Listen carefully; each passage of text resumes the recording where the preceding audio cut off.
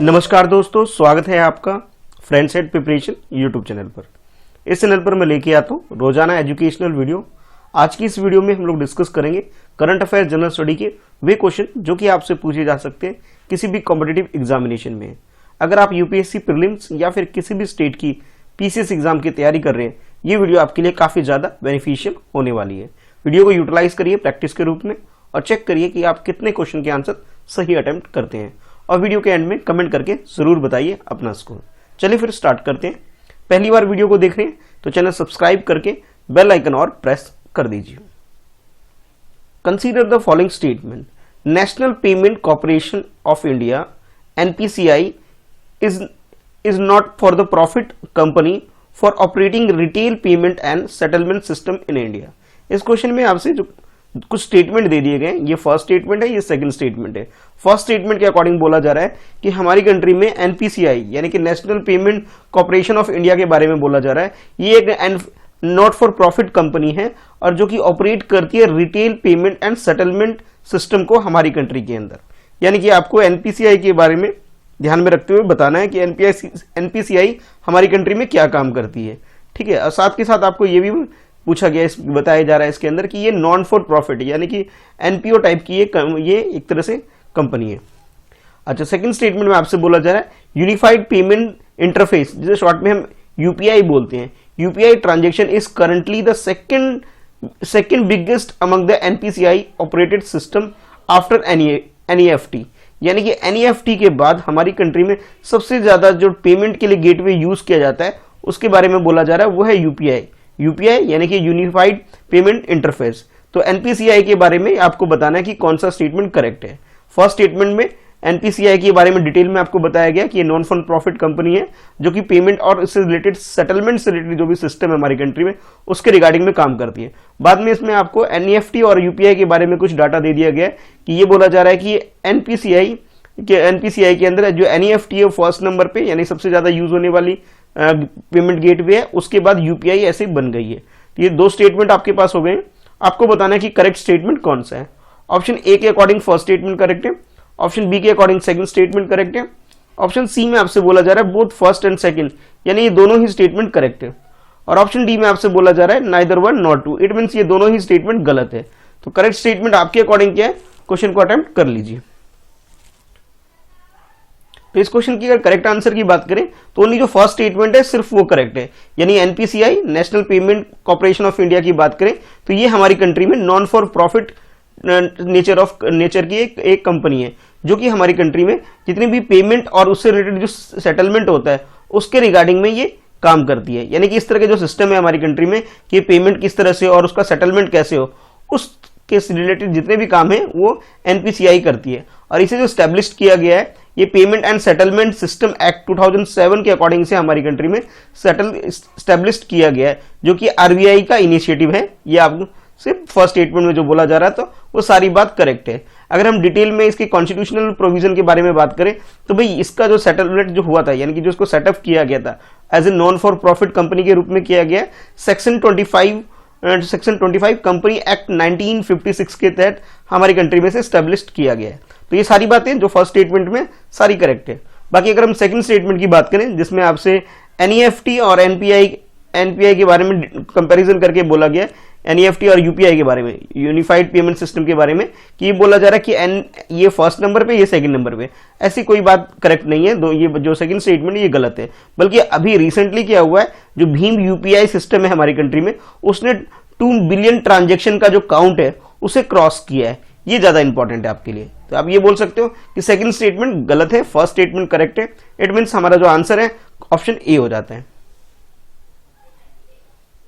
Next question आपके लिए, विच of the following statement is not correct regarding the central vigilance commission. यानी कि आपको सीवीसी सेंट्रल विजिलेंस कमीशन के बारे में बताना है। इन 4 स्टेटमेंट में से गलत स्टेटमेंट कौन सी, ये आपको चूज करना है। करेक्ट नहीं, आपको इनकरेक्ट स्टेटमेंट चूज करना है। ऑप्शन ए के अकॉर्डिंग बोला जा रहा है the central vigilance commission CVC is a statutory body, statutory यानी इसे लॉ पास करके बनाया गया है। सेकंड में बोला जा रहा है, यानी कि सेकंड ऑप्शन जो आपके पास है, द सीबीसी यानी कि central vigilance commission is the only responsible to the president of India. हमारी कंट्री में सीबीसी सिर्फ और सिर्फ प्रेसिडेंट के सामने ही रिस्पॉन्सिबल होती है, ऐसा आपसे सेकंड स्टेटमेंट में बोला जा रहा है। थर्ड स्टेटमेंट में बोला जा रहा है the CBC was set up on the recommendation of के संगनाथन कमेटी, यानी कि के संथानन कमेटी जो आई थी हमारी कंट्री के अंदर, उसके बाद ही, उसकी रिकमेंडेशन के बाद ही सीबीसी को हमारी कंट्री में स्टैब्लिश किया गया था, ऐसा आपसे ऑप्शन सी में बोला जा रहा है। ऑप्शन डी में आपसे बोला जा रहा है सीबीसी के बारे में the vigilance awareness week is observe by the CBC, कि सीबीसी हमारी कंट्री के अंदर विजिलेंस अवेयरनेस वीक कंडक्ट करती है, इसे सेलिब्रेट करती है। तो ये चार स्टेटमेंट के रूप में आपके पास चार ऑप्शन है, आपको इन चारों में से गलत ऑप्शन स्टेटमेंट कौन सा है वो आपको चूज करना है, वो हमारा करेक्ट आंसर होने वाला है। तो इस क्वेश्चन की अगर करेक्ट आंसर की बात करें तो आपका ऑप्शन बी बिल्कुल करेक्ट है। तो एक बार एक करके सब कुछ जान लेते हैं इसमें गलती क्या है, सही क्या है। तो इसमें ये आपसे बोला गया कि ओनली सिर्फ और सिर्फ प्रेसिडेंट के सामने ये रिस्पॉन्सिबल होती है, आंसरेबल होती है, ये बात आपसे सेकंड स्टेटमेंट में बोला गया था, जो कि बात गलत है। बाकी जितनी भी बातें, ये सारी बातें करेक्ट है। यानी कि आप ये बोल सकते हो कि सीबीसी का मतलब है सेंट्रल विजिलेंस कमीशन की अगर हम बात करें डिटेल में, तो ये जो सबसे पहले बोला गया कि इसे इसे एक लॉ पास करके बनाया गया, यानी कि स्टैट्यूटरी बॉडी है, बिल्कुल सही बात है। उसके बाद रिकमेंडेशन की अगर हम बात करें तो ये के संथानम की जो कमेटी थी, उस कमेटी के रिकमेंडेशन से इसे एस्टैब्लिश किया गया है, ये बात भी सही है। और अभी क्या हुआ है कि अभी इसके रिगार्डिंग में एक वीक सेलिब्रेट किया जा रहा है, central vigilance week, awareness week भी सेलिब्रेट किया जा रहा है, यानी कि ये तीनों ही स्टेटमेंट करेक्ट है, फर्स्ट, थर्ड और फोर्थ। सेकंड स्टेटमेंट गलत है। तो आप इस हिसाब से बोल सकते हो जो हमारा करेक्ट आंसर है वो ऑप्शन बी हो जाएगा, यानी कि आपको गलत स्टेटमेंट पूछा गया था ये। बाकी अगर इस एस्टेब्लिशमेंट की बात करें तो रिकमेंडेशन जो आई थी गवर्नमेंट की तरफ से के संथानन कमेटी की, वो आई थी 9 फरवरी 1964 में ये रिकमेंडेशन आई थी, और उसी के बाद हमारी कंट्री में इसे स्टैब्लिश किया गया था। और इसे जो स्टैब्लिश किया गया था ये इसे सेंट्रल विजिलेंस कमीशन एक्ट 2003 के अकॉर्डिंग से स्टैब्लिश्ड हमारी कंट्री में किया गया है। यानी कि आप ये कह सकते हो रिकमेंडेशन तो 1964 में आ गई थी, पर इसे स्टैब्लिश करने का काम 2003 में हुआ था, काफी देर बाद इसे स्टैब्लिश हमारी कंट्री में किया गया है। और इसमें अगर हम बात करें कि इस ऑफिस के जो अपॉइंटमेंट जो भी होता है, यानी कि चीफ विजिलेंस कमिश्नर की अगर हम बात करें तो वो हमारी कंट्री में जब स्टैब्लिश्ड होता है, यानी कि जब उसे इलेक्ट किया जाता है, उसके टाइम पीरियड की बात करें तो प्रेसिडेंट उसे हमारी कंट्री में इलेक्ट करता है, यानी कि उसे पोस्ट पे इलेक्ट करने की बात करें, अपॉइंटमेंट करने की बात करें तो प्रेसिडेंट करता है। साथ ही साथ अगर हम बात करें उसके टाइम पीरियड की तो 4 ईयर तक का उसका सर्विस होता है, 4 ईयर तक का, या फिर उसके 65 ईयर उसने कंप्लीट कर लिए। इन दोनों में से कोई भी कंडीशन पहले अगर फुलफिल हो जाती है उसके बाद उसकी रिटायरमेंट हो जाती है। ठीक है, नेक्स्ट क्वेश्चन में पूछा जा रहा है आपसे with reference to defence exhibition organisation, जिसे आप बोल सकते हो शॉर्ट में डीईओ, कंसीडर फॉलोइंग स्टेटमेंट, यानी कि डीईओ को ध्यान में रखते हुए आपके पास जो स्टेटमेंट 1 ये रहा और ये 2 है, इन दोनों स्टेटमेंट को ध्यान में रखते हुए आपको बताना है कि कौन सा स्टेटमेंट करेक्ट है। ठीक है, करेक्ट स्टेटमेंट आपने बताना है। तो फर्स्ट स्टेटमेंट बोला जा रहा है it is autonomous organisation established by the government of India in 1981। 1981 में इसे स्टैब्लिश किया गया, ये ऑटोनोमस बॉडी या ऑटोनोमस ऑर्गेनाइजेशन इसे बोल सकते हो डीईओ को। डीईओ का मीनिंग है defence exhibition organisation. Second statement बोला जा रहा है डीईओ यानी कि defence exhibition organisation will be organising Aero India 2021, यानी कि नेक्स्ट ईयर 2021 में एक एग्जीबिशन ऑर्गेनाइज की जाएगी एरो इंडिया नाम से, और इसे जो ऑर्गेनाइज करने का जो काम है वो डीईओ करेगा। डीईओ आप जान चुके हैं कि डिफेंस एग्जीबिशन ऑर्गेनाइजेशन इसे कंडक्ट करने वाली, इसे ऑर्गेनाइज करने वाली है। इस एरो इंडिया 2021 को एक फेस्टिवल टाइप का समझ सकते हो, जिसमें प्रदर्शनी वगैरह होता है, एग्जीबिशन होता है डिफेंस से रिलेटेड चीजों के लिए। तो ऑप्शन ए में आपसे बोला जा रहा है ऑप्शन ए में आपसे बोला जा रहा है कि ये फर्स्ट स्टेटमेंट ही सिर्फ करेक्ट है। ऑप्शन बी में ऑप्शन बोला जा रहा है कि सेकंड स्टेटमेंट करेक्ट है, और ऑप्शन सी में आपसे बोला जा रहा है बोथ फर्स्ट और सेकंड दोनों ही स्टेटमेंट करेक्ट है। अगर हम बात करें ऑप्शन डी की, इसमें आपसे बोला जा रहा है neither one not two, it means दोनों स्टेटमेंट गलत है। तब आपको बताना है कि करेक्ट स्टेटमेंट कौन सा है, ये आपको चूज करना है। ठीक है, चलिए क्वेश्चन को अटेम्प्ट कर लीजिए। डीईओ की बारे में बात करें, यानी कि डिफेंस एग्जीबिशन ऑर्गेनाइजेशन की बात करें, तो इसे हमारी कंट्री के अंदर मिनिस्ट्री ऑफ डिफेंस के अंदर इसे स्टैब्लिश किया गया, और इसका मॉनिटर और जो भी इससे रिलेटेड काम होता है वो डिफेंस मिनिस्ट्री ही करती है, जो कि हमारी गवर्नमेंट ऑफ इंडिया के अंदर आती है। ठीक है, तो ये बात आपको पता होना चाहिए। बाकी इसके स्टैब्लिश की बात करें तो 1981 में इसे स्टैब्लिश किया गया था, जो बात बिल्कुल करेक्ट है। ठीक है, और इसका जो मेन काम ये होता है कि जो अगर हम पर्पस बोले इसे स्टैब्लिश करने का, तो वो ये होता है कि मिलिट्री और सिविल एयर शो से रिलेटेड ये जो फंक्शन वगैरह होते हैं कुछ भी, उसे ऑर्गेनाइज करना होता है और उससे रिलेटेड जो भी चीजें होती हैं उसे स्टैब्लिश करना, एक तरह से लोगों के सामने एग्जीबिशन शो करना इनका मेन काम होता है। ठीक है, अब नेक्स्ट ईयर यानी कि 2021 में एक एक्टिविटी प्लान की गई है जिसका नाम रखा गया है एरो 2021, जिसमें ये प्रदर्शनी दोबारा हमारी कंट्री में शो की जाएगी और इसे प्रदर्शनी को, ये एग्जीबिशन को कंडक्ट करने का काम डिफेंस एग्जीबिशन ऑर्गेनाइजेशन करने वाली है, जो कि मिनिस्ट्री ऑफ डिफेंस के अंदर आती है। तो आप ये बोल सकते हो दोनों ही स्टेटमेंट, फर्स्ट स्टेटमेंट भी और सेकंड स्टेटमेंट भी करेक्ट है। तो करेक्ट आंसर हमारा ऑप्शन सी हो जाता है। नेक्स्ट क्वेश्चन में आपसे पूछा जा रहा है विद रेफरेंस टू गंगा उत्सव 2020 में जो गंगा उत्सव हो रहा है उसको ध्यान में रखते हुए आपको बताना है कि कौन सा स्टेटमेंट करेक्ट है। ये आपके पास फर्स्ट स्टेटमेंट है और उसके नीचे ये सेकंड स्टेटमेंट है। अगर फर्स्ट स्टेटमेंट की बात करें, इसमें आपसे बोला जा रहा है it is annual event organised by national mission for clean Ganga. हमारी कंट्री में national mission for clean Ganga जो है एक तरह से ऑर्गेनाइजेशन है जो कि हमारी कंट्री में गंगा के क्लीन होने से रिलेटेड काम करती है। वो इस फेस्टिवल को, इस उत्सव को सेलिब्रेट करती है, ऐसा आपसे फर्स्ट स्टेटमेंट में बोला जा रहा है। ठीक है, और सेकंड स्टेटमेंट में बोला जा रहा है the mini Ganga quiz is designed to make the youth and the student aware of environmental issue. Environment से रिलेटेड जो इशू है उसके रिगार्डिंग में स्टूडेंट को और यूथ को अवेयर करने को ध्यान में रखते हुए एक क्यूज एक तरह से ऑर्गेनाइज किया जाता है जिसका नाम रखा गया है मिनी गंगा क्विज। ठीक है, ये सेकंड स्टेटमेंट आपके पास है। तो दो स्टेटमेंट आपके सामने होंगे, दोनों स्टेटमेंट में से आपको बताना है कि करेक्ट स्टेटमेंट कौन सा है। ऑप्शन ए के अकॉर्डिंग फर्स्ट स्टेटमेंट करेक्ट है, ऑप्शन बी के अकॉर्डिंग सेकंड स्टेटमेंट करेक्ट है, ऑप्शन सी में आपसे बोला जा रहा है बोथ फर्स्ट और सेकंड दोनों ही स्टेटमेंट बिल्कुल करेक्ट है। अगर हम बात करें ऑप्शन डी की, इसमें आपसे बोला जा रहा है neither one nor two, it means ये दोनों ही स्टेटमेंट गलत है। तो गंगा उत्सव 2020 को ध्यान में रखते हुए आपको बताना है कि करेक्ट आंसर कौन सा है।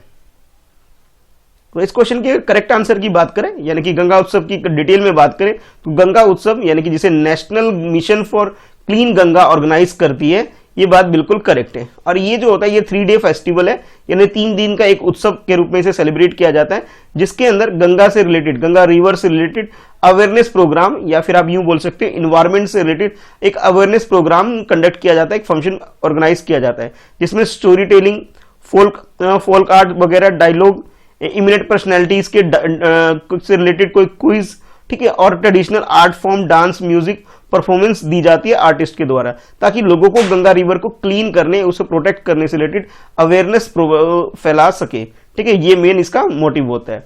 अगर हम बात करें सेकंड स्टेटमेंट जिसमें आपसे बोला गया कि गंगा क्विज के बारे में बोला गया, ये हमारी कंट्री में स्टूडेंट को और यूथ को अवेयर करने के लिए, इन्वायरमेंट इशू से रिलेटेड अवेयर करने के लिए ये क्यूज ऑर्गेनाइज किया जाता है। यानी कि आप ये बोल सकते हो दोनों ही स्टेटमेंट, फर्स्ट स्टेटमेंट भी और सेकंड स्टेटमेंट भी, दोनों ही स्टेटमेंट बिल्कुल करेक्ट है। तो इट मींस ये हुआ कि हमारा जो करेक्ट आंसर है वो सी हो जाएगा, यानी कि गंगा उत्सव से रिलेटेड ये दोनों ही बात बिल्कुल करेक्ट है। नेक्स्ट क्वेश्चन में आपसे पूछा जा रहा है परचेजिंग पावर के बारे में। क्वेश्चन कुछ इस तरह से है, with reference to purchasing power index PMI consider following statement. तो परचेजिंग मैनेजर इंडेक्स, सॉरी थोड़ा करेक्शन कर लीजिएगा, परचेजिंग मैनेजर इंडेक्स जो कि हमारी परचेजिंग पावर से रिलेटेड है, इसलिए मैंने यहाँ पे बोला परचेजिंग मैनेजर इंडेक्स जो है, इसके रिगार्डिंग में आपसे बोला जा रहा है कि कौन सा स्टेटमेंट करेक्ट है। ये फर्स्ट स्टेटमेंट है, उसके बाद ये सेकंड स्टेटमेंट है। तो according to first statement, it is indicator of business activity in the manufacturing sector only. यानी कि अगर हम बात करें परचेजिंग मैनेजर इंडेक्स की, तो ये एक तरह से हमारी कंट्री में या फिर वर्ल्ड वाइड भी आप बोल सकते हो उसे, कि बिजनेस एक्टिविटी को एक मेजर करने का एक यूनिट के रूप में, एक इंडेक्स के रूप में इसका इस्तेमाल किया जाता है। और इसके अंदर जो मैन्युफैक्चरिंग सेक्टर होता है, ठीक है, मैन्युफैक्चरिंग सेक्टर के अंदर जो भी परचेजिंग पावर है, उससे एक तरह से क्या एक्टिविटी चल रही है, क्या परफॉर्मेंस आ रही है, तो उसको इंडिकेट करने के लिए, उसकी क्वालिटी कैसी चल रही है, परफॉर्मेंस कैसी है, तो उससे जुड़ी हुई है। और आपसे बोला जा रहा है सिर्फ और सिर्फ ये मैन्युफैक्चरिंग सेक्टर से ही ये रिलेटेड है, ऐसा स्टेटमेंट 1 में आपसे बोला जा रहा है। सेकंड स्टेटमेंट बोला जा रहा है PMI above 50% represent an expansion when the compare to the previous month. यानी कि मान लीजिए जनवरी में आपकी परचेजिंग पावर जो भी है, अगर हम फरवरी से कंपैरिजन करें से, फरवरी में अगर वो 50 प्लस आ रही है, ठीक है, अगर 50 से ज्यादा आती है तो ये माना जाता है कि ये एक्सपेंशन हुआ है, यानी कि आपने परफॉर्मेंस में इंक्रीज किया है, आगे हमारी परफॉर्मेंस अच्छी हो गई है, ऐसा आपसे सेकंड स्टेटमेंट में बोला जा रहा है। तो ये दो स्टेटमेंट है, दोनों स्टेटमेंट को ध्यान में रखते हुए आपको बताना है कि भी परचेजिंग मैनेजर इंडेक्स से रिलेटेड कौन सा स्टेटमेंट करेक्ट है। तो ऑप्शन ए में आपसे बोला जा रहा है फर्स्ट स्टेटमेंट करेक्ट है, ऑप्शन बी में बोला जा रहा है सेकंड स्टेटमेंट करेक्ट है, और ऑप्शन सी में आपसे बोला जा रहा है बोथ फर्स्ट एंड सेकंड दोनों ही स्टेटमेंट करेक्ट है। अगर हम बात करें ऑप्शन डी की, इसमें neither one not two, it means ये दोनों ही स्टेटमेंट गलत है। तो करेक्ट स्टेटमेंट क्या है, चलिए क्वेश्चन को अटेम्प्ट कर लीजिए। तो इस क्वेश्चन के करेक्ट आंसर की बात करें, सबसे पहले समझ लेते हैं कि ये परचेजिंग मैनेजर इंडेक्स होता क्या है।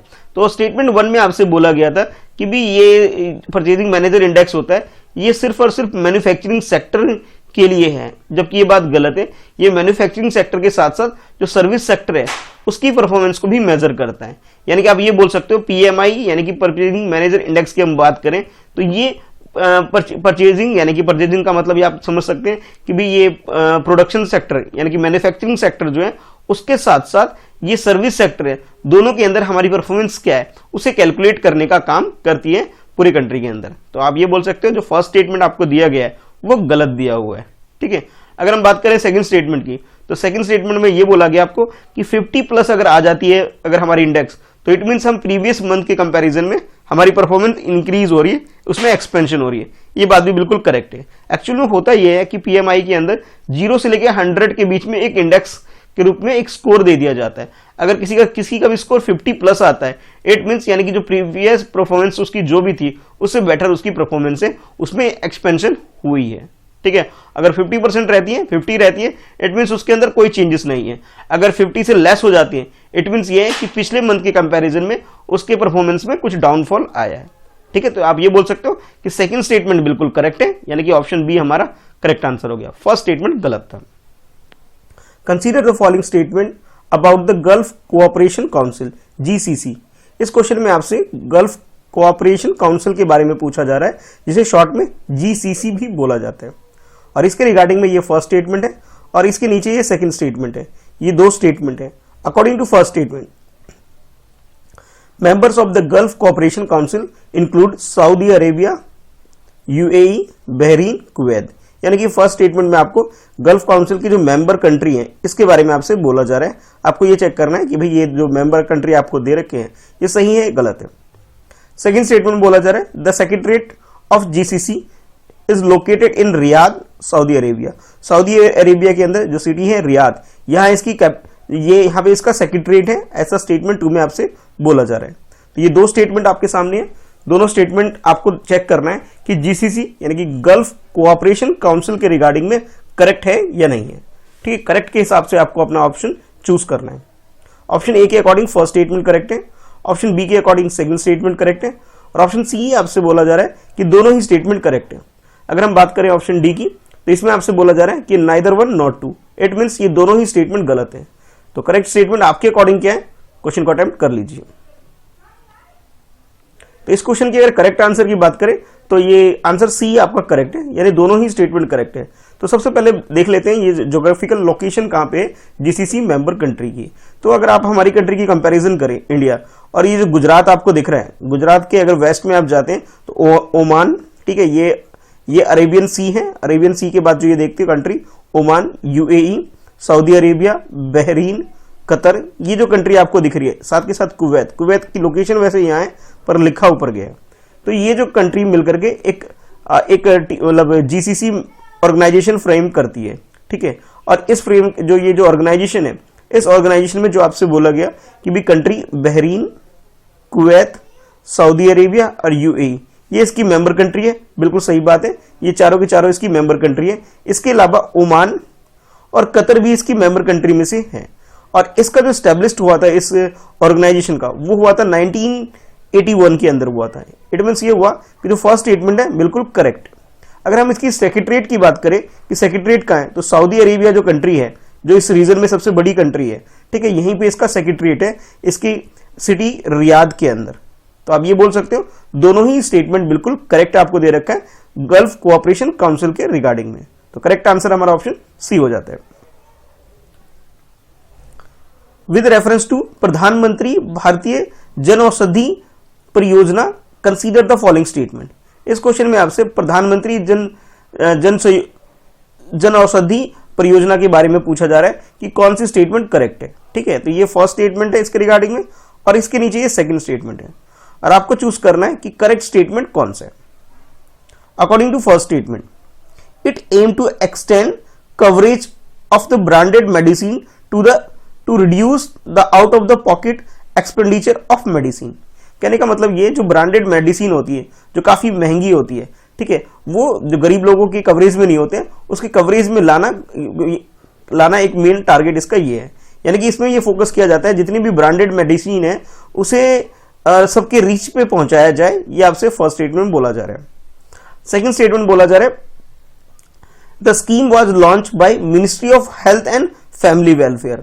इस स्कीम को जो लॉन्च करने का जो काम किया है वो किया है ministry of health and family welfare ने किया है, ये आपसे सेकंड स्टेटमेंट में बोला जा रहा है।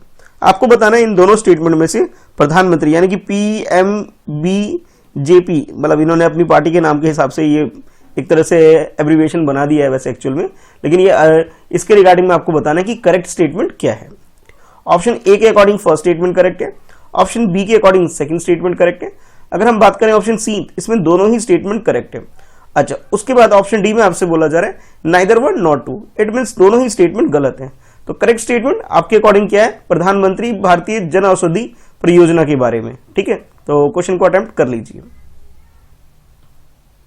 इस क्वेश्चन की अगर करेक्ट आंसर की बात करें यानी कि प्रधानमंत्री भारतीय जन औषधि परियोजना के बारे में, कि आपको दोनों ही स्टेटमेंट यहां गलत दे रखे हैं। सबसे पहले बात करते हैं फर्स्ट स्टेटमेंट में। तो फर्स्ट स्टेटमेंट में बोला गया कि भी जो ब्रांडेड मेडिसिन है उसके कवरेज को बढ़ाना मेन टारगेट है। नहीं, ब्रांडेड मेडिसिन को कवरेज बढ़ाना टारगेट नहीं है, बल्कि वो सारी जो क्वालिटी अच्छी क्वालिटी की मेडिसिन है उसे जेनेरिक में कन्वर्ट करके आम लोगों तक पहुंचाना इसका मेन टारगेट है। चाहे उसकी कॉस्ट अगर ज्यादा भी है, तो यानी कि उसकी कॉस्ट बहुत ज्यादा होने, मान लीजिए 100 रुपए किसी मेडिसिन की कॉस्ट है तो उसे 15 रुपीज 10 रुपीज तक ले जाना मेन टारगेट है। और कौन सी मेडिसिन, जो काफी हमारे हेल्थ के हिसाब से यूजफुल है, ना कि ब्रांडेड। ब्रांडेड को यहाँ फोकस नहीं किया गया, बल्कि मेडिसिन की क्वालिटी के ऊपर फोकस किया है जो हमारे काफी यूजफुल के लिए, जो किसी की ट्रीटमेंट के लिए काफी यूजफुल है, उसकी कॉस्ट को नीचे लाना या उसकी जेनेरिक मेडिसिन बना के लोगों तक पहुंचाना, इसका मेन टारगेट है प्रधानमंत्री जन औषधि परियोजना का। उसके बाद सेकंड स्टेटमेंट में आपसे बोला गया मिनिस्ट्री के बारे में कि इसे हेल्थ एंड फैमिली वेलफेयर ने इसे लॉन्च किया है, जो कि बात गलत है। इसे जो लॉन्च करने वाली मिनिस्ट्री है हमारी कंट्री के अंदर, वो ministry of chemical and fertiliser ने इसे लॉन्च किया है 2015 के अंदर। तो आपको ये ध्यान में रखना है कि भी जो मिनिस्ट्री है हेल्थ सेक्टर का जरूर है ये, लेकिन हेल्थ सेक्टर वाले मेडिसिन तैयार नहीं करते हैं। ठीक है, मेडिसिन तैयार करने का जो काम होता है वो केमिकल एंड फर्टिलाइजर के अंदर आता है। तो आप ये बोल सकते हो कि भी इस प्रोग्राम को जो लॉन्च करने वाली मिनिस्ट्री है हमारी कंट्री के अंदर वो है ministry of chemical and fertiliser. ठीक है, तो करेक्ट आंसर हमारा ऑप्शन डी हो जाता है। दोनों ही स्टेटमेंट गलत दे दिया गया है, ब्रांडेड नहीं है। ठीक है, ये ध्यान में रखना है। Which of the following state comes under the India core cold wave zone, यानी कि हमारी कंट्री के अंदर जो कोल्ड वेव जोन होता है उसके अंदर कौन कौन से स्टेट आते हैं ये आपको बताना है इस क्वेश्चन के अंदर। ठीक है, तो फर्स्ट आपसे बोला जा रहा है कि पंजाब कोल्ड वेव जोन जहां पे आता है, फिर नेक्स्ट राजस्थान, उसके बाद दिल्ली और फिर केरला। ये 4 स्टेट आपको गिवन है। इन चारों स्टेट के अंदर से आपको आइडेंटिफाई करना है कि कौन कौन से स्टेट उस कैटेगरी के अंदर आते हैं जहां पे कोल्ड वेव जोन के अंदर आता है, यानी कि यहाँ पे बहुत ज्यादा ठंड चलती है, शीतलहर बहुत ज्यादा चलती है, उस स्टेट को आपको आइडेंटिफाई करना है। ऑप्शन ए के according first, third and fourth जो स्टेट है, यानी पंजाब, दिल्ली और केरला ऐसे स्टेट है जहां पे कोल्ड वेव चलता है। ऑप्शन बी में बोला जा रहा है फर्स्ट, सेकंड, थर्ड, यानी कि केरला को छोड़ दें तो बाकी तीनों स्टेट इस कैटेगरी के अंदर आते हैं। ऑप्शन थर्ड सी के अंदर बोला जा रहा है आपसे कि सेकंड, थर्ड एंड फोर्थ जो है स्टेट है, यानी कि पंजाब को छोड़ करके बाकी जो स्टेट है वो कोल्ड वेव जोन के अंदर आते हैं। और ऑप्शन डी में आपसे बोला जा रहा है कि चारों ही स्टेट, ऑल 4 स्टेट, ठीक है, यानी कि पंजाब, राजस्थान, न्यू दिल्ली और केरला, चारों के चारों कोल्ड वेव जोन के अंदर आते हैं। आपको बताना है कि करेक्ट आंसर क्या है। क्वेश्चन को अटेम्प्ट कर लीजिए। तो इस क्वेश्चन की अगर करेक्ट आंसर की बात करें तो वो हमारा ऑप्शन बी है। बी का मतलब ये है कि जो केरला, जिसकी लोकेशन मैं आपको दिखा रहा हूं, ये केरला, ये कोल्ड वेव जोन के अंदर नहीं आता है। जैसे आप इस मैप को देख रहे हैं, इस मैप में जो डार्क पोर्शन है, यानी कि सबसे पहले आप ये जे एंड के और लेह लद्दाख वाला जो रीजन है, सबसे ज्यादा आप बोल सकते हैं इस एरिया में कोल्ड वेव होता है। बाकी आप ये मेनली जो आपको समझ में आ रहा होगा इस मैप को देख करके कि नॉर्थ इंडिया जो है हमारी कंट्री का नॉर्थ पार्ट जो है, जिसमें JNK, लेह लद्दाख, फिर हिमाचल प्रदेश, पंजाब और फिर इधर उत्तराखंड, यहाँ सबसे ज्यादा ठंड पड़ती है। उसके बाद जो कोल्ड वेव जोन के अंदर और भी बाकी जो स्टेट है उसमें राजस्थान, हरियाणा, दिल्ली, उसके बाद तो यूपी बोल सकते हो आप। यानी कि ये जो एरिया आपको दिख रहा है इस एरिया में सबसे ज्यादा कोल्ड वेव होता है। अब कोल्ड वेव की डेफिनेशन क्या है पहले वो समझ लीजिए। किसी भी जगह पे अगर टेम्परेचर 24 आवर में अगर इमीडिएट फॉल करती है, बहुत ज्यादा नीचे गिर जाता है, तो उसे कोल्ड वेव बोला जाता है। और यहाँ जो टेम्परेचर की जो एक लिमिट रखी गई है वो 10 डिग्री से लेकर के स्टार्ट करके 4.5 डिग्री तक हो सकती है। यानी कि अगर किसी भी एरिया में टेम्परेचर 10 डिग्री सेल्सियस से नीचे चली जाती है तो आप इस जोन के अंदर वो आ जाता है, ठीक है, कोल्ड वेव जोन के अंदर। तो हमारी कंट्री में ये जो एरिया है यहाँ पे टेम्परेचर अक्सर विंटर में कम हो जाता है, इस वजह से ये आप बोल सकते हो जो ये आपके पास जो स्टेटमेंट गिवन है फर्स्ट बिल्कुल करेक्ट है। अच्छा, उसके बाद अगर हम सेकंड स्टेटमेंट की बात करें कि कौन कौन से स्टेट आपको बोला गया था इसके अंदर, यानी कि पंजाब, जैसे इस क्वेश्चन के अंदर था, ये देख सकते हैं आप कि भी पंजाब, राजस्थान और न्यू दिल्ली, ये तीनों जो स्टेट है इस कैटेगरी के अंदर आते हैं। अगर हम केरला की बात करें तो केरला क्या है, कोस्टल स्टेट है और यहाँ टेम्परेचर ज्यादा नीचे नहीं जाता, बल्कि ये माना जाता है जो कोस्टल स्टेट है वहाँ 10 डिग्री सेल्सियस के आसपास टेम्परेचर बहुत रेयर जाता है। तो आप ये बोल सकते हो जो केरला है कोल्ड वेव जोन के अंदर नहीं आता, बाकी स्टेट आते हैं, ठीक है। तो करेक्ट आंसर हमारा ऑप्शन बी हो जाता है। फर्स्ट, सेकंड, थर्ड जो स्टेट है वो करेक्ट है। बाकी और भी स्टेट है जिनका आप नाम यहाँ पे देख सकते हैं, कौन कौन से स्टेट इसके अंदर आते हैं, ठीक है। अगर आप मैप देख लेके समझ सकते हैं तो मैप से ज्यादा क्लियर आपको हो जाएगा। नेक्स्ट क्वेश्चन में आपसे पूछा जा रहा है सेंट्रल विस्टा रीडेवलपमेंट प्रोजेक्ट के बारे में, और क्वेश्चन कुछ इस तरह से है। With reference to central vista redevelopment project consider the following statement. इस प्रोग्राम को यानी इस प्रोजेक्ट को ध्यान में रखते हुए आपके पास ये दो स्टेटमेंट है। According to first statement, the project envisages construction of new parliament and secretariat in Delhi. यानी कि जो हमारी जो पार्लियामेंट है, ठीक है, पार्लियामेंट और सेक्रेटरीट जो है उसके लिए एक रीलोकेट करने के लिए एक जगह और इसका कंस्ट्रक्शन किया जा रहा है दिल्ली में ही। ये फर्स्ट स्टेटमेंट में बोला जा रहा है। सेकंड स्टेटमेंट बोला जा रहा है it is proposed by the union ministry of parliamentary affair. यानी कि ये जो प्रोग्राम, ये प्रोजेक्ट जो लाया गया है हमारी कंट्री में, ये यूनियन मिनिस्ट्री की तरफ से है, union ministry of parliamentary affair की तरफ से ये प्रोजेक्ट लाया गया है। यानी कि प्रोजेक्ट कौन लेके आया, ये सेकंड स्टेटमेंट में बोला जा रहा है आपसे। फर्स्ट स्टेटमेंट में बोला जा रहा है कि इस प्रोजेक्ट का जो मेन काम है कंस्ट्रक्शन करना है पार्लियामेंट और सेक्रेटरीट ऑफ दिल्ली को दोबारा से एक अलग जगह पे। तो ये दो स्टेटमेंट है आपके सामने, आपको बताना है कि करेक्ट स्टेटमेंट कौन सा है।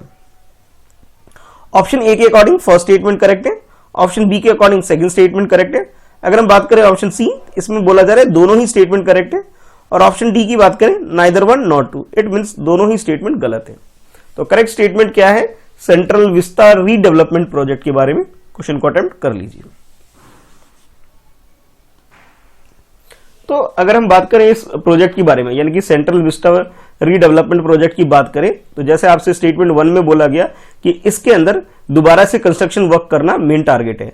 यानी कि आप ये बोल सकते हो Rashtrapati Bhavan, parliamentary house, north and south block, India Gate, इसके आसपास का जो एरिया है इस एरिया में दोबारा से एक और कंस्ट्रक्शन की जा रही है, जहां पे बोल सकते हो पार्लियामेंट जो हमारे जो यहाँ पे संसद चलता है उसके लिए एक स्पेशल अलग से बिल्डिंग प्रोवाइड करने के लिए ये टारगेट रखा गया है, ठीक है।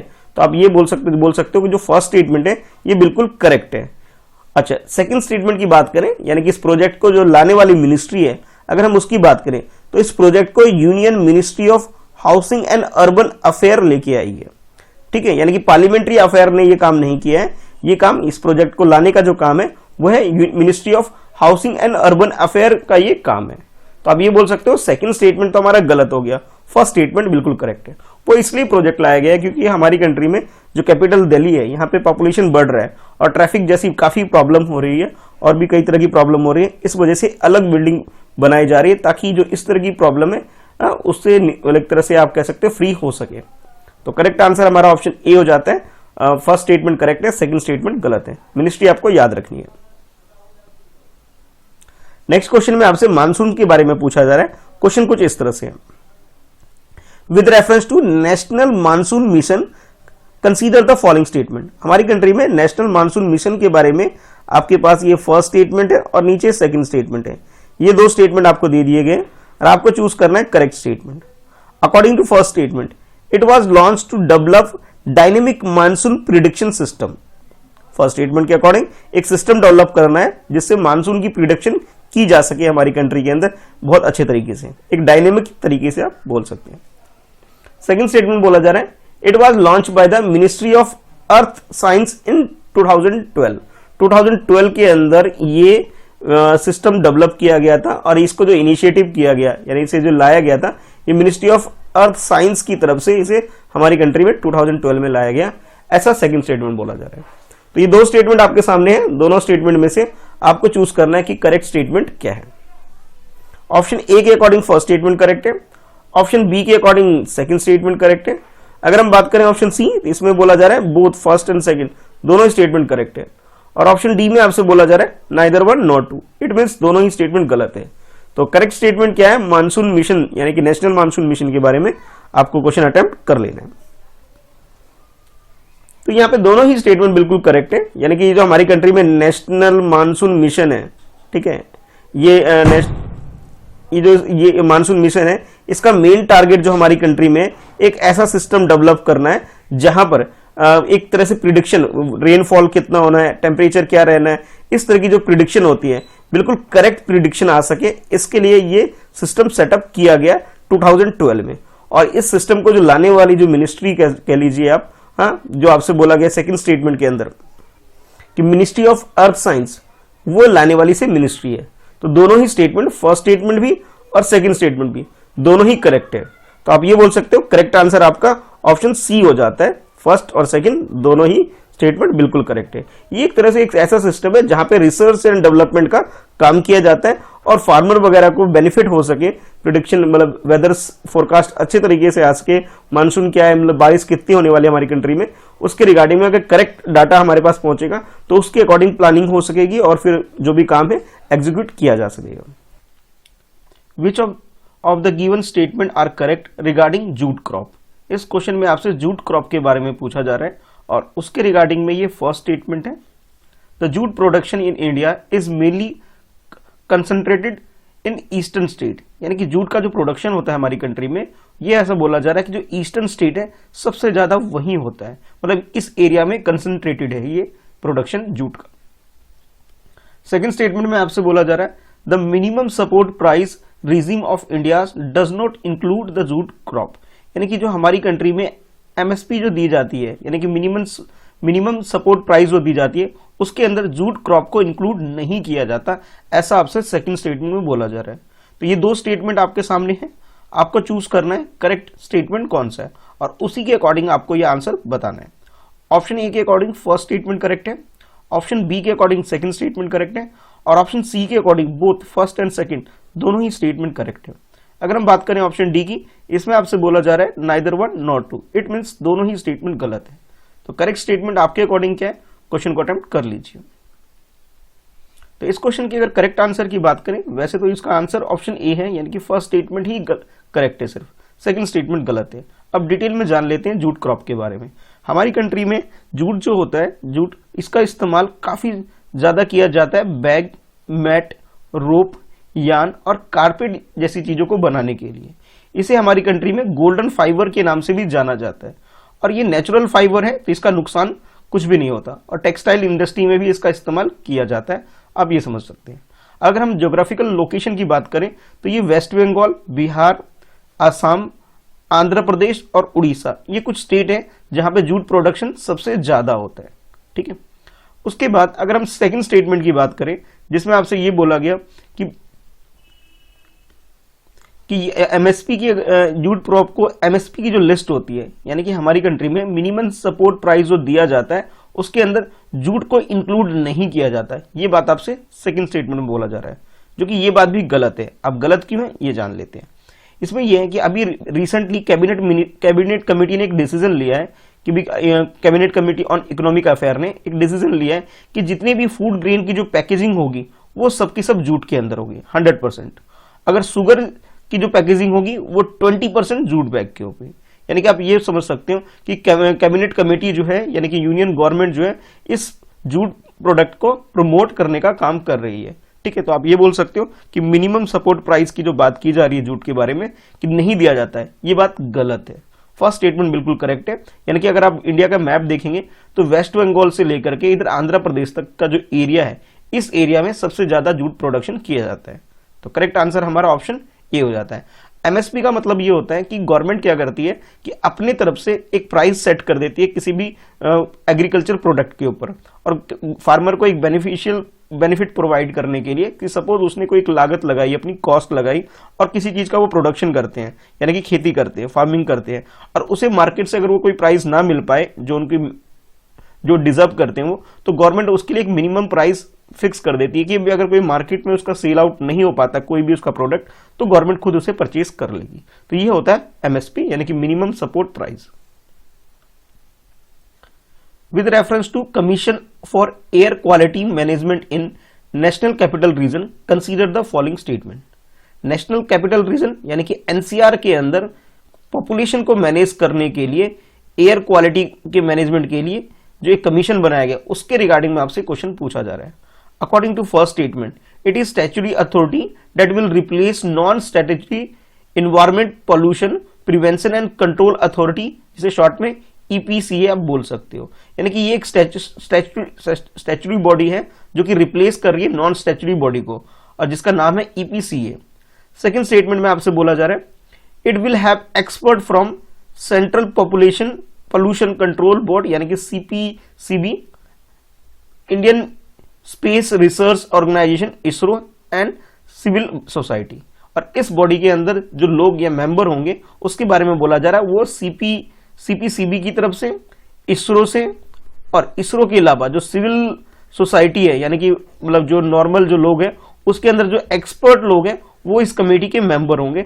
ऐसा आपसे बोला जा रहा है। इस एयर क्वालिटी मैनेजमेंट कमीशन के बारे में आपसे बताया जा रहा है। तो आपको बताना है कि भी इसमें करेक्ट स्टेटमेंट कौन सा है।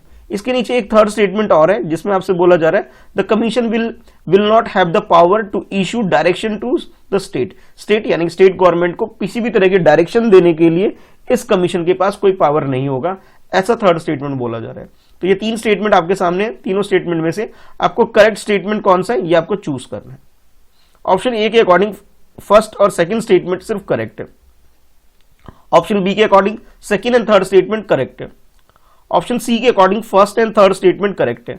और ऑप्शन डी में आपसे बोला जा रहा है कि तीनों ही स्टेटमेंट 1, 2, 3 करेक्ट है। तो आपके अकॉर्डिंग करेक्ट आंसर क्या है, क्वेश्चन को अटेम्प्ट कर लीजिए।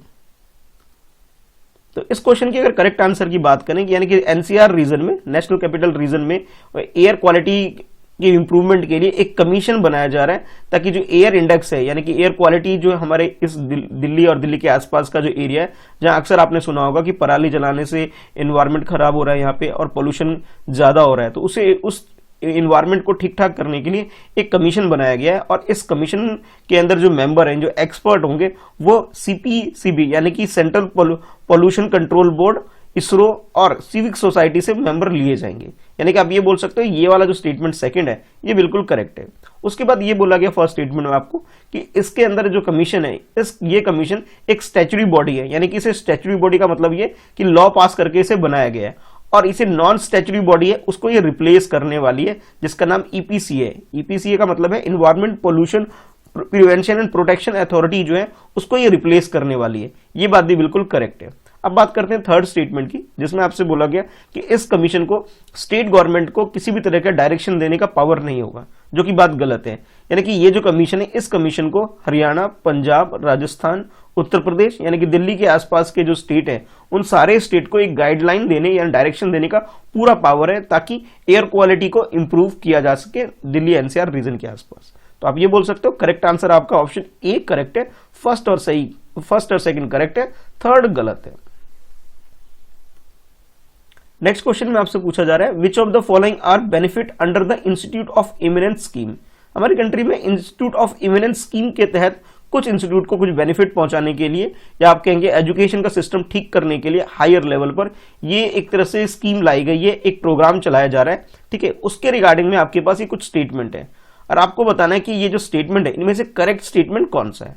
तो सबसे पहले बात करते हैं फर्स्ट स्टेटमेंट की कि freedom of recruiting the faculty from abroad in India, यानी कि इस के अंदर इसको पावर होगी इस इंस्टीट्यूट को कि वो बाहर से किसी को भी एक्वायर कर सकते हैं, किसी को भी ये रिक्रूट कर सकते हैं एज ए फैकल्टी मेंबर अपने इंस्टीट्यूशन में।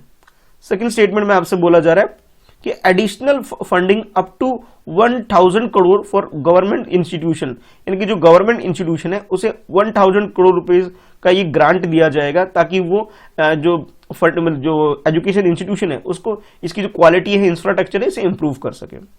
थर्ड आपसे बोला जा रहा है कि no limitation on admitting foreign student, यानी कि इसके अंदर फॉरेन स्टूडेंट कितने भी एडमिशन करवा सकते हैं, इसका कोई लिमिट नहीं सेट किया गया है। और फोर्थ स्टेटमेंट में आपसे बोला जा रहा है कि regular inspection by University Grants Commission, जिसे शॉर्ट में हम यूजीसी बोलते हैं, यानी कि यूजीसी क्या करेगी, रेगुलर बेसिस पर इस इंस्टीट्यूट का इंस्पेक्शन किया करेगी कि भाई क्वालिटी ऑफ को एजुकेशन यहाँ पे ठीक ठाक दे रही है नहीं दे रही है इंस्टीट्यूट, इसे चेक करने के लिए रेगुलर बेसिस पे इंस्पेक्शन करेगी। ये फोर्थ स्टेटमेंट में आपसे बोला जा रहा है। तो ये 4 स्टेटमेंट है। उसके अकॉर्डिंग ऑप्शन ए में आपसे बोला जा रहा है कि first and fourth statement correct है। ऑप्शन बी में आपसे बोला जा रहा है second and third statement correct है। और ऑप्शन सी में आपसे बोला जा रहा है फर्स्ट एंड सेकंड जो स्टेटमेंट है ये करेक्ट है। और ऑप्शन डी में आपसे बोला जा रहा है कि तीनों ही स्टेटमेंट, यानी कि फर्स्ट सेकंड एंड थर्ड, ये 3 स्टेटमेंट करेक्ट है।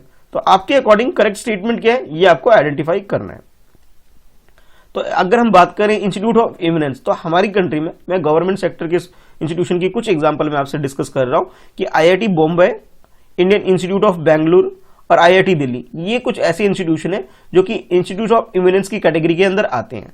और ये जो कॉन्सेप्ट है, ये कॉन्सेप्ट 2019 में हमारी कंट्री में लाया गया था।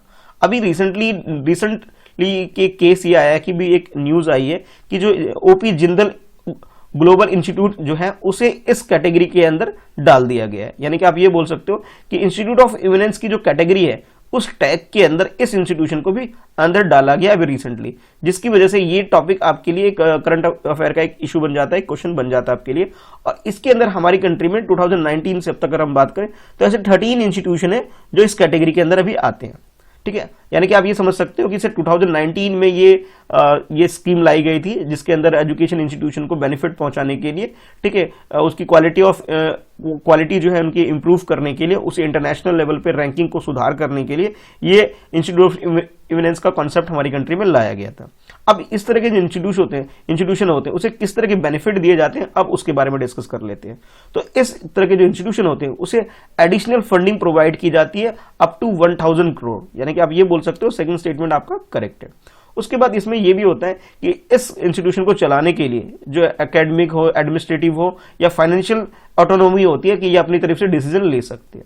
अच्छा, उसके बाद ये जो इंस्टीट्यूशन होते हैं इसे फ्रीडम होती है रिक्रूट करने की, फॉरेन से किसी भी फैकल्टी को रिक्रूट करने की फ्रीडम तो होती है, पर यह ध्यान में रखना होता है लिमिट कि 25% होने चाहिए जो बाहर से हो। ठीक है, ये चीज को फोकस करना है। उसके बाद अगर हम स्टूडेंट की बात करें तो जैसा आपसे बोला गया कि अनलिमिटेड कितने भी स्टूडेंट ऐड कर सकते हैं, नहीं, इसमें एक फिक्स किया गया है कि मैक्सिमम 30% स्टूडेंट हो वही बाहर से हो सकते हैं। यानी कि आप ये कह सकते हो कि 70% स्टूडेंट इंडियन होंगे, 30% जो स्टूडेंट होंगे वो फॉरेनर होंगे।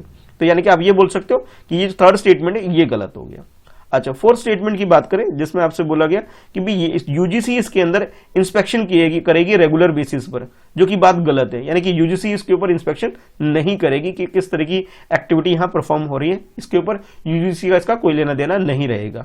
यानी कि आप ये बोल सकते हो फोर्थ स्टेटमेंट भी गलत है। बाकी एक पावर और होती है इनके पास ये होता है कि फ्रीडम होती है इनको किसी भी तरह का कोर्स चलाने और उसमें फ्लेक्सिबिलिटी की इनके पास पावर होती है। ठीक है, तो आप ये बोल सकते हो कि फर्स्ट और सेकंड स्टेटमेंट तो करेक्ट है, यानी कि हमारा आंसर सी हो जाता है करेक्ट, फर्स्ट और सेकंड स्टेटमेंट करेक्ट होने। थर्ड और फोर्थ में गड़बड़ है। फोर्थ में ये कि यूजीसी इंस्पेक्शन नहीं करेगी, और अगर हम थर्ड की बात करें तो भी ये फॉरेन से जो स्टूडेंट आई ओनली 30% ही स्टूडेंट आ सकते हैं। तो करेक्ट आंसर हमारा ऑप्शन सी हो जाता है। With reference to currency depreciation consider following statement, currency से रिलेटेड क्वेश्चन है, करेंसी डिप्रेशन क्या होता है उसके बारे में आपके पास ये कुछ स्टेटमेंट है। स्टेटमेंट 1 में आपसे बोला जा रहा है it is fall in the value of currency in the floating exchange rate system exchange rate system, यानी कि जैसे आप जानते हैं कि अभी अगर करंट सिनेरियो की बात करें तो डॉलर का जो प्राइस है, यानी कि अगर आप डॉलर परचेज करना चाहें, यानी कि $1 जो होता है वो लगभग 74-75 के आसपास चल रहा है, ठीक है, 74-75 के पास चल रहा है। यानी कि आप ये समझ सकते हो कि हमारी जो करेंसी रुपीज है, अगर हम 74 रुपीज देते हैं तब जाके हमें $1 मिलेगा, ठीक है। ये फर्स्ट स्टेटमेंट में आपसे बोला जा रहा है कि जब आप एक्सचेंज करते हो तो आपकी जो करेंसी है उसमें नुकसान होता है आपको। अच्छा, सेकंड स्टेटमेंट बोला जा रहा है it discourage countries export activity, यानी कि ये जो होता है कि हमारी कंट्री की जो एक्सपोर्ट एक्टिविटी है उसको ये डिस्करेज करती है जब हमारा डिप्रेशन होता है हमारी करेंसी के अंदर। डिप्रेशन का मतलब होता है कि डाउनफॉल, ठीक है, ये समझ सकते हैं। तो ये दो स्टेटमेंट आपके सामने, आपको बताना है कि करेक्ट स्टेटमेंट क्या है अकॉर्डिंग करेंसी डिप्रेशन को ध्यान में रखते हुए। ऑप्शन ए के अकॉर्डिंग फर्स्ट स्टेटमेंट करेक्ट है, ऑप्शन बी के अकॉर्डिंग सेकंड स्टेटमेंट करेक्ट है, ऑप्शन सी में आपसे बोला जा रहा है बोथ फर्स्ट एंड सेकंड दोनों ही स्टेटमेंट करेक्ट है, और ऑप्शन डी में आपसे बोला जा रहा है neither one not two, it means दोनों ही स्टेटमेंट गलत है। तो करेक्ट स्टेटमेंट आपके अकॉर्डिंग क्या है, क्वेश्चन को अटेम्प्ट कर लीजिए। अगर हम बात करें अपनी इंडियन करेंसी की, ठीक है, इंडियन करेंसी को कंपैरिजन करें किसी और करेंसी की, जैसे फॉर एग्जांपल मैं यूएसए का डॉलर ले लेता हूं, ठीक है, इन दोनों को कंपैरिजन कर लेते हैं। जैसे मैंने आपको पहले ही बताया कि 74 के आसपास सपोज कर लीजिए कि भी $1 आता है, ठीक है, $1 इज इक्वल टू 74 रुपीज है, समझने के लिए। तो डाउनफॉल यहाँ पे क्या होता है, करेंसी डिप्रेशन का मीनिंग ये होता है कि जब भी हम करेंसी को एक्सचेंज कराते हैं तो हमें कम वैल्यू मिलती है, यानी कि अगर आप 74 रुपीज देते हो तब जाके आपको $1 मिलता है। यानी कि जब आप फॉरेन टूर पे अगर आप जाते हो तो आपके लिए वो एक्सपेंसिव हो जाता है, बहुत ज्यादा एक्सपेंसिव इसलिए हो जाता है क्योंकि जब आपने करेंसी को एक्सचेंज करवाया तो उस फ्लोटिंग एक्सचेंज प्रोसेस में आपको लॉस हुआ, ठीक है, इसीलिए इसे करेंसी डिप्रेशन बोला जाता है। तो आप ये बोल सकते हो फर्स्ट स्टेटमेंट करेक्ट है। अब बात करते हैं सेकंड स्टेटमेंट की। तो सेकंड स्टेटमेंट में ये बोला जा रहा है कि ये जो फ्लोटिंग जो होती है, यानी कि जो आप एक्सचेंज करते हो इसमें करेंसी का जो लॉस होता है हमें, इसके बारे में बोला जा रहा है कि ये हमारे एक्सपोर्ट एक्टिविटी को डिस्करेज करती है। अब समझते हैं इसमें एक्सपोर्ट में हमें बेनिफिट होता है, लॉस होता है। मान लीजिए आप एक प्रोडक्ट बनाते हैं और उसे अपनी कंट्री में सेल ना करके किसी दूसरी कंट्री, सपोज कर लीजिए यूएसए में सेल करते हैं उसे, ठीक है। अच्छा, आपके यहाँ पे कॉस्ट मान लीजिए 5 रुपीज या 74 रुपीज कॉस्ट है, मान लेते हैं कि 74 रुपीज कॉस्ट है, तो आपकी कॉस्ट इतनी है, ठीक है।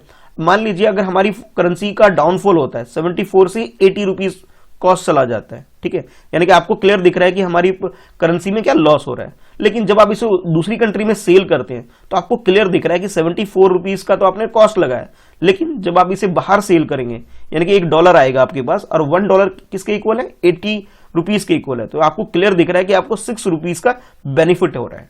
तो यानी कि आप ये समझते हैं कि भी करेंसी डेप्रिसिएशन का हमारी कंट्री को बेनिफिट जब होगा जब हम एक्सपोर्ट एक्टिविटी करेंगे, यानी कि आपको ये बोल सकता हूं कि ये डिस्करेज नहीं करता, ये एक्सपोर्ट एक्टिविटी को इंकरेज करता है, ठीक है। तो करेक्ट आंसर हमारा ऑप्शन ए यानी फर्स्ट स्टेटमेंट करेक्ट है। इसी के अपोजिट होता है करेंसी एप्रिसिएशन। एप्रिसिएशन में उल्टा हो जाता है कि हमारी करेंसी की वैल्यू बढ़ जाती है, तब हमें एक्सपोर्ट करने की जगह तब हमें इंपोर्ट करना चाहिए, ठीक है। तो ये दोनों कॉन्सेप्ट आपको क्लियर होना चाहिए। तो करेक्ट आंसर ऑप्शन ए हो जाता है।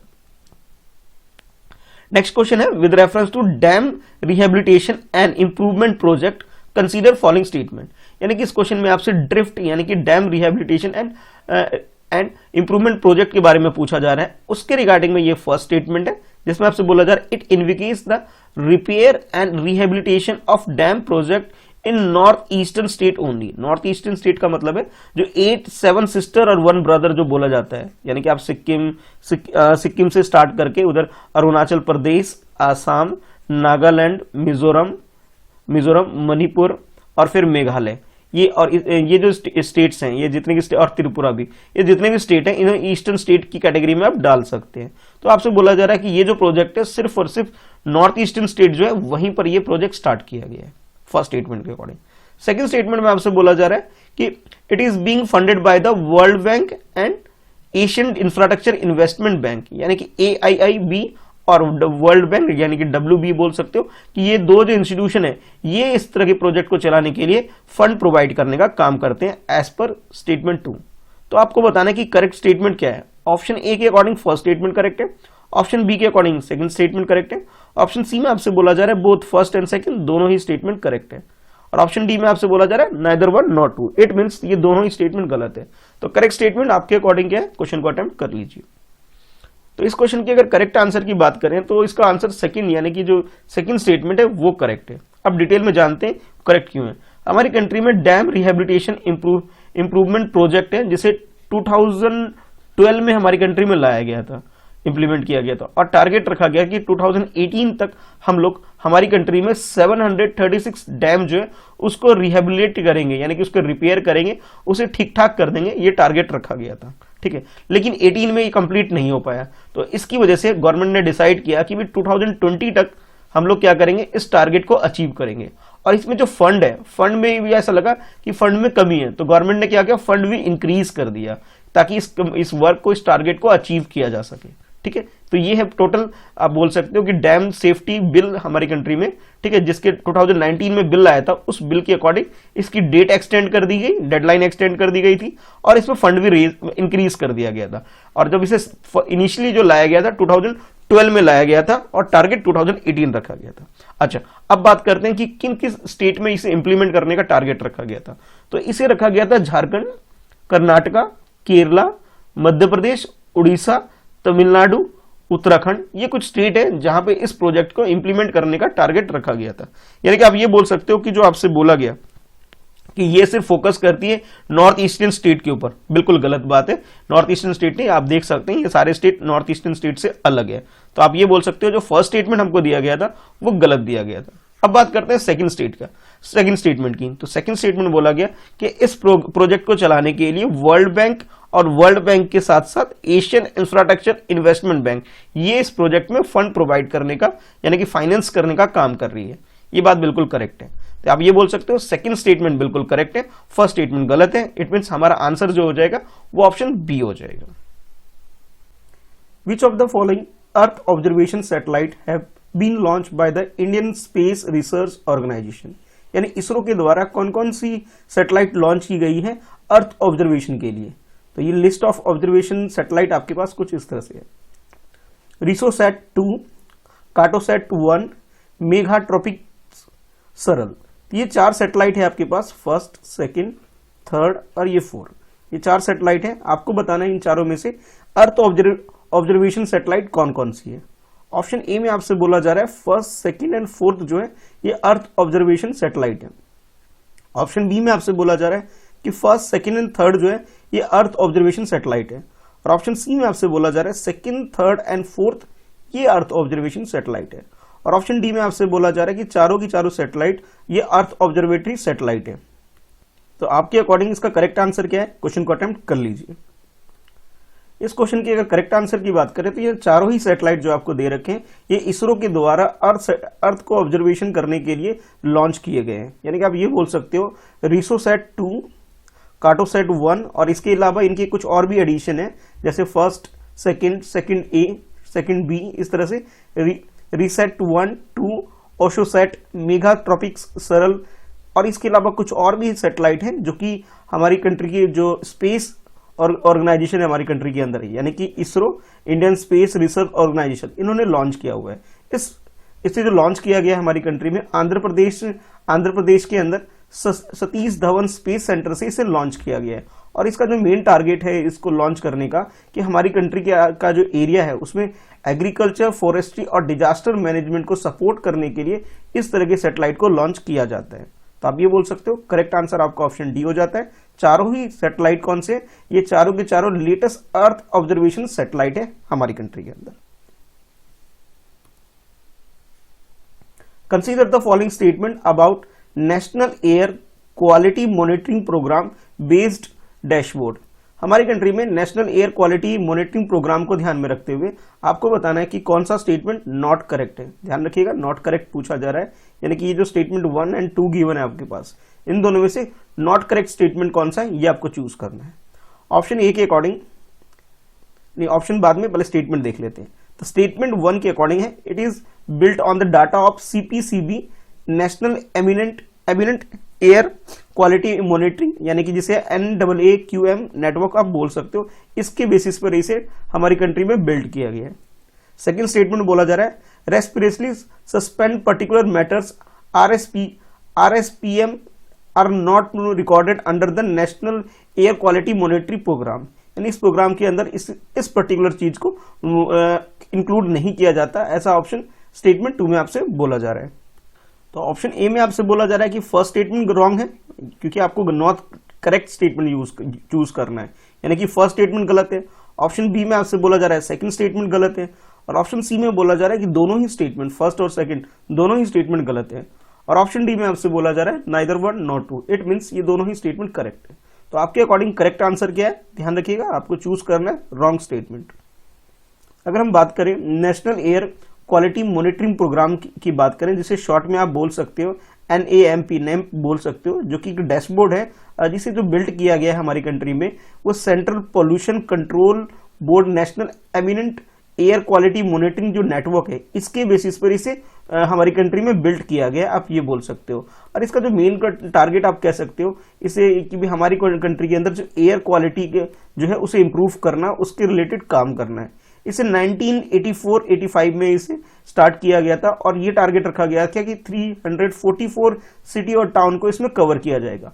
अब 1984 में हमारी कंट्री में 29 स्टेट्स थे और 6 यूनियन टेरिटरी थी। मैं ये जो डाटा आपको बता रहा हूँ 1984-85 के हिसाब से बता रहा हूँ, वो इसलिए क्योंकि इस प्रोग्राम को उस टाइम लॉन्च किया गया था। यानी कि आप ये बोल सकते हो जो फर्स्ट स्टेटमेंट है ये बिल्कुल करेक्ट है, ठीक है। अगर हम बात करें सेकंड स्टेटमेंट की, जिसमें नेम के बारे में बोला जा रहा है कि ये इंक्लूड नहीं करता फोर पार्टिकल्स जो एयर क्वालिटी इंडेक्स को ध्यान में रखते हुए, यानी कि इसके अंदर सल्फर डाइऑक्साइड, नाइट्रोजन डाइऑक्साइड और सस्पेक्टेड पार्टिकुलर मैटर, जिसे हम शॉर्ट में SPM बोलते हैं, और इसके अलावा रेस्पिरेबल सस्पेंडेड पार्टिकुलर्स, जिसे हम RSPM बोलते हैं, इसे इंक्लूड नहीं किया जाता, जो कि बात गलत है। इन चारों चीजों को इंक्लूड किया जाता है, इसकी बेसिस पर एयर क्वालिटी इंडेक्स को तैयार किया जाता है। यानी कि एयर की क्वालिटी क्या है इस चीज को डिसाइड करने के लिए, ठीक है, डिसाइड करने के लिए इन 4 फैक्टर को यूज किया जाता है। तो आप ये बोल सकते हो सेकंड स्टेटमेंट आपका गलत है, ठीक है। गलत इसलिए क्योंकि इसे इंक्लूड किया जाता है, जबकि आपके क्वेश्चन में बोला गया इसे इंक्लूड नहीं किया जाता है, और हमें चूज करना था नॉट करेक्ट। नॉट करेक्ट का मतलब है कि आपको जोन सा भी स्टेटमेंट गलत लग रहा था वो आपका आंसर होने वाला है। सेकंड स्टेटमेंट गलत है, इट मीन्स हमारा आंसर बी सही हो गया। With reference to India Central Asia dialogue, India Central Asia dialogue को ध्यान में रखते हुए आपको बताना है कि ये फर्स्ट स्टेटमेंट और ये सेकंड स्टेटमेंट में से करेक्ट स्टेटमेंट कौन सा है। चलिए एक बार स्टेटमेंट देख लेते हैं। It is ministerial level dialogue between India and all the Central Asian country, यानी कि हमारी कंट्री यानी इंडिया और इंडिया के अलावा जो सेंट्रल एशियन कंट्री है, जितनी भी कंट्री है, उन सबके साथ जो हमारे रिलेशनशिप किस टाइप की है उससे रिलेटेड एक डायलॉग होता है, जिसका नाम रखा गया है इंडिया सेंट्रल एशिया डायलॉग, ठीक है। तो जिसके अंदर क्या है, इंडिया और सेंट्रल एशिया की जो कंट्री है उनके बीच में डायलॉग होता है रिलेशनशिप को ठीक करने के लिए, आप ये बोल सकते हो। ट्रेड से या फिर कोई भी बिजनेस हो या फिर कोई सिक्योरिटी रिलेटेड मैटर हो, उन सबको यहाँ डिस्कस किया जाता है as per statement 1। Second statement में बोला जा रहा है all the country participating in the dialogue are also member of the Shanghai Cooperation Organisation, यानी कि सेंट्रल एशियन कंट्री की अगर हम बात करें, इसके अंदर जितनी भी कंट्री है वो सारी की सारी संघाई कोऑपरेशन ऑर्गेनाइजेशन है उसका मेंबर है। यानी कि आप ये समझ सकते हो कि सेंट्रल एशिया में जितनी कंट्री हैं वो सारी की सारी कंट्री संघाई कोऑपरेशन ऑर्गेनाइजेशन के मेंबर है, ऐसा आपसे सेकंड स्टेटमेंट में बोला जा रहा है। अब आपको बताना है कि करेक्ट स्टेटमेंट क्या है। ऑप्शन ए के अकॉर्डिंग फर्स्ट स्टेटमेंट करेक्ट है, ऑप्शन बी के अकॉर्डिंग सेकंड स्टेटमेंट करेक्ट है, ऑप्शन सी के according both first and second दोनों ही स्टेटमेंट करेक्ट है, और ऑप्शन डी में आपसे बोला जा रहा है neither one not two, it means ये दोनों ही स्टेटमेंट गलत है। तो करेक्ट स्टेटमेंट आपके अकॉर्डिंग क्या है, क्वेश्चन को अटेम्प्ट कर लीजिए। अगर हम बात करें इंडिया सेंट्रल एशिया डायलॉग की अगर बात करें तो ये एक मिनिस्ट्रियल डायलॉग है, यानी कि आप कह सकते हो मिनिस्टर लेवल पर एक डायलॉग यानी बातचीत की जाती है, संवाद होता है, जिसके अंदर इंडिया यानी कि हमारी कंट्री और इसके अलावा सेंट्रल एशिया में जितनी भी कंट्री है, जिसमें कजाकिस्तान, किर्गिस्तान, तजाकिस्तान, तुर्कमेनिस्तान और अजरबैकिस्तान, ये सारी कंट्री इसके अंदर आती है। और इन सारी कंट्री के साथ इंडिया यानी कि हमारी कंट्री अपने टाई अप करती है कि किस तरह से वो ट्रेड करेगी और बाकी काम करेंगे, इसलिए ये डायलॉग होता है, आप कह सकते हो। तो अगर हम बात करें इस क्वेश्चन के हिसाब से तो फर्स्ट स्टेटमेंट तो बिल्कुल करेक्ट हो गया। अच्छा, अब ये जो सेंट्रल एशिया डायलॉग जो सेटअप किया गया था, इसे 1991 में जब रशिया, जो आज के टाइम रशिया है, पहले ये USSR हुआ करती थी, और इससे जो 5 कंट्री जो निकल के आई है वो सारी की सारी कंट्री इसके मेंबर है, आप ये समझ सकते हो, ठीक है। तो फर्स्ट स्टेटमेंट तो बिल्कुल करेक्ट है।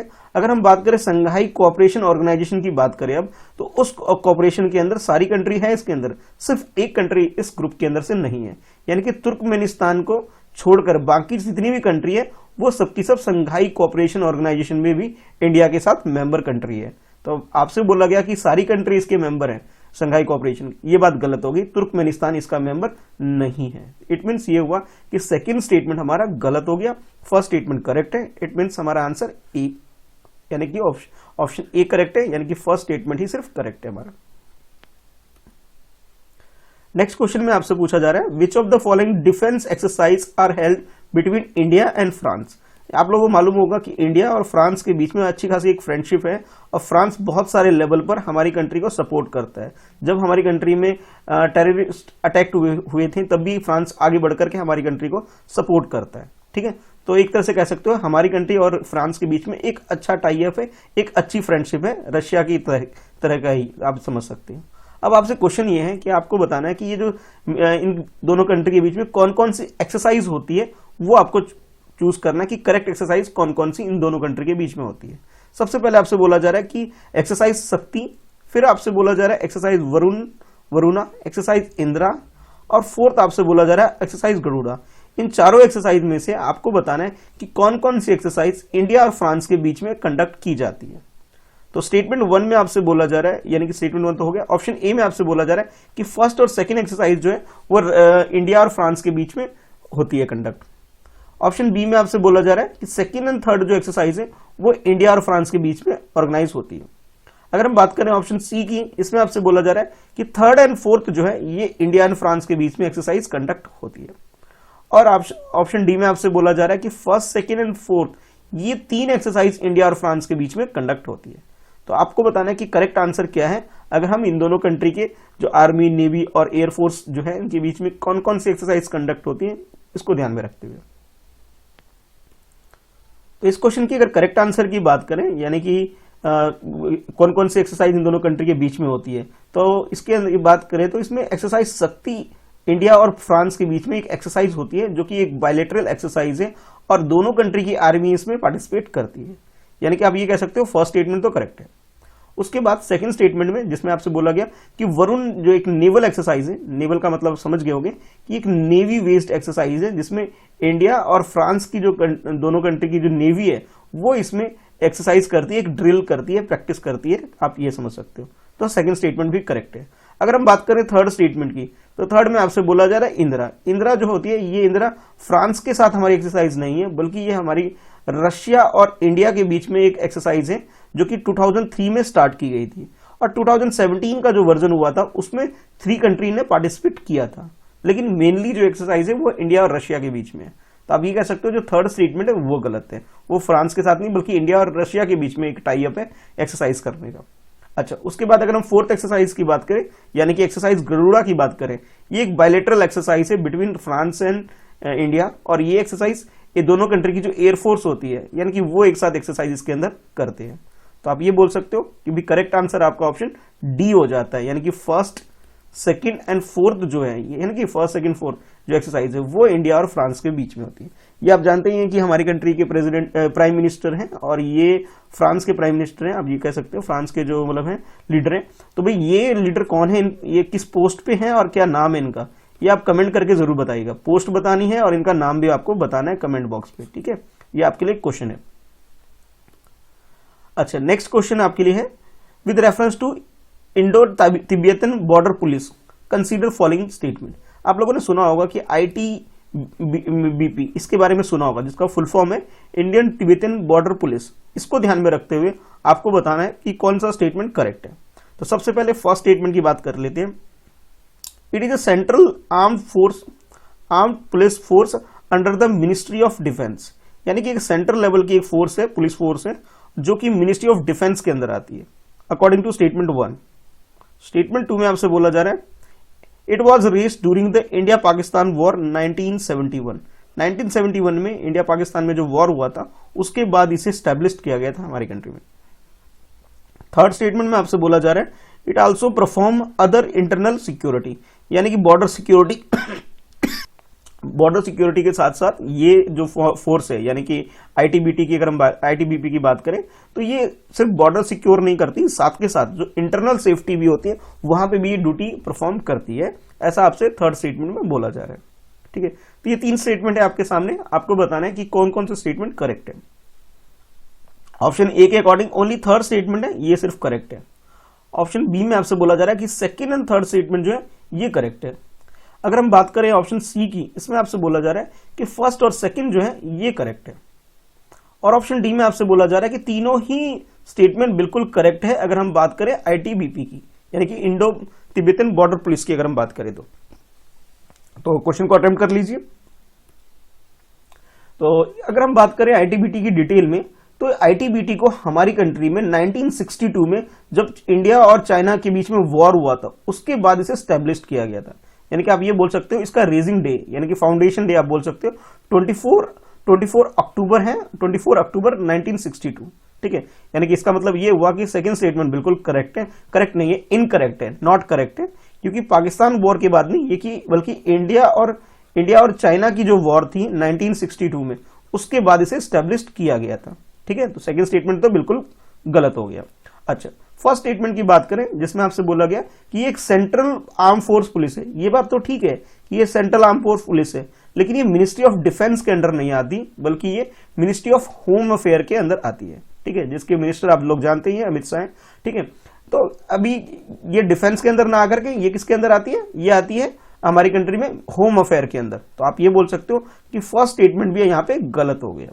अच्छा, इसके अलावा अगर हम डिटेल में थोड़ा जानें कि कौन कौन सी ऐसी सेंट्रल पुलिस है जो हमारी कंट्री में होम मिनिस्ट्री के अंदर आती है, तो वो आपको पता होना चाहिए। Assam rifle first, second border security force यानी कि बीएसएफ, उसके बाद नेक्स्ट है सेंट्रल इंडस्ट्रियल सिक्योरिटी फोर्स जिसे हम शॉर्ट में सीआईएसएफ बोलते हैं, थर्ड। उसके बाद सेंट्रल रिजर्व पुलिस फोर्स यानी कि ये फोर्थ ऐसी पुलिस है जो सेंट्रल पुलिस है। उसके बाद नेशनल सिक्योरिटी गार्ड यानी कि इसे आप बोल सकते हो फिफ्थ, एनएसजी फिफ्थ नंबर पे। इसके अलावा सशस्त्र सीमा बल, इसे आप सिक्स, यानी कि 6 तो ये हो गए और 7वां हमारा हो गया ये आईटीबीपी जो है, ये ऐसी 7 ऐसी सेंट्रल फोर्स पुलिस है जो कि होम मिनिस्ट्री के अंदर आती है। ठीक है, तो फर्स्ट स्टेटमेंट गलत है, सेकंड स्टेटमेंट भी गलत है।